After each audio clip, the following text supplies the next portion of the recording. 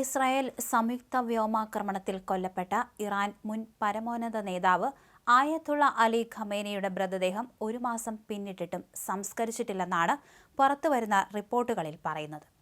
സുരക്ഷാ ഭീഷണികളും കനത്ത പ്രതിഷേധ സാധ്യതയും കണക്കിലെടുത്താണ് ഇറാൻ ഇതുവരെ ഈയൊരു ശവസംസ്കാരം നടത്താത്തതെന്നാണ് റിപ്പോർട്ട്.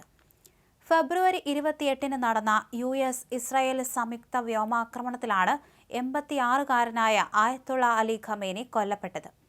ആയത്തുള്ള അലി ഖമേനി കൊല്ലപ്പെട്ട ശേഷം അദ്ദേഹത്തിന്റെ മകൻ മുജ്തബ ഖമേനിയെ മാർച്ച് 8 പരമോന്നത നേതാവായി തെരഞ്ഞെടുത്തിരുന്നു.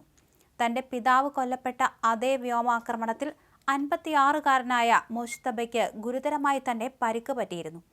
അദ്ദേഹത്തിന്റെ മുഖത്തും കാലുകൾക്കും ഗുരുതരമായ പരിക്കുകളുണ്ടെന്നാണ് വിവരം.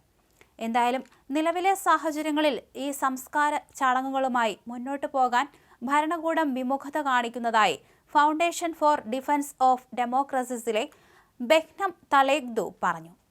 ഫെബ്രുവരി 28 ഇസ്രായേൽ സംയുക്ത വ്യോമാക്രമണത്തിലാണ് ഇറാനിലെ പരമോന്നത നേതാവ് ആയത്തുള്ള അലി ഖമേനി കൊല്ലപ്പെട്ടത്.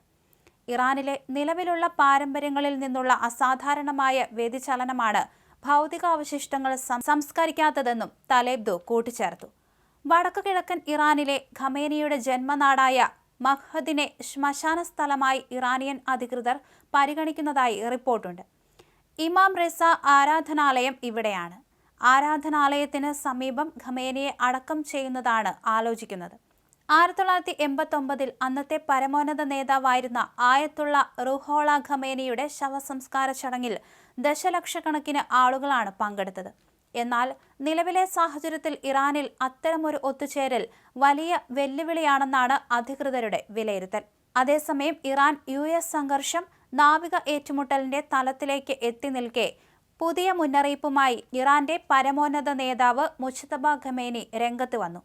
ഇറാൻ നാവികസേന ശത്രുക്കൾക്ക് പുതിയ കൈപ്പേറിയ പരാജയങ്ങൾ നൽകാൻ തയ്യാറാണെന്ന് അദ്ദേഹം പ്രസ്താവനയിൽ അറിയിച്ചു.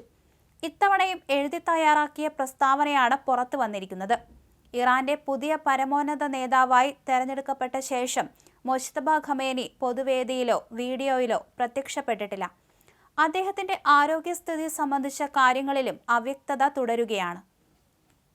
ഇറാൻ സൈന്യത്തിന്റെ വാർഷികത്തോടനുബന്ധിച്ചും പിതാവും കൊല്ലപ്പെട്ട പരമോന്നത നേതാവുമായ ആയത്തുള്ള അലി ഖമേനിയുടെ ജന്മദിനത്തോടനുബന്ധിച്ചുമാണ് പുതിയ സന്ദേശം. ഹോർമോസ് കടലിടുക്കിന്റെ നിലവിലെ സ്ഥിതി സംബന്ധിച്ച് പ്രസ്താവനയിൽ പരാമർശങ്ങളില്ല. ഇറാന്റെ ഭൂപ്രദേശം, ജലം, പതാക എന്നിവയെ ധീരമായി സംരക്ഷിച്ചതിന് ഇറാനിയൻ സൈന്യത്തെ അദ്ദേഹം പ്രശംസിച്ചു. അവിശ്വാസത്തിന്റെയും അഹങ്കാരത്തിന്റെയും 2 മുൻനിര സൈന്യങ്ങളുമായി ഇറാൻ സൈന്യം പോരാടുന്നു. ആ സൈന്യങ്ങളുടെ ബലഹീനത ലോകത്തിനു മുന്നിൽ ഇറാൻ തുറന്നു കാണിച്ച് അവർക്ക് അപമാനം വരുത്തി. ഇറാന്റെ ഡ്രോണുകൾ അമേരിക്കയെയും സയനിസ്റ്റ് കൊലയാളികളെയും ഒരു മിന്നൽ പിണർ പോലെ ആക്രമിക്കുന്നത് പോലെ നാവികസേനയും അതിന്റെ ശത്രുക്കൾക്ക് പുതിയ കൈപ്പേറിയ പരാജയങ്ങൾ വരുത്തിവെക്കാൻ തയ്യാറാണ്, മുജ്തബ ഖമേനി കുറിച്ചു.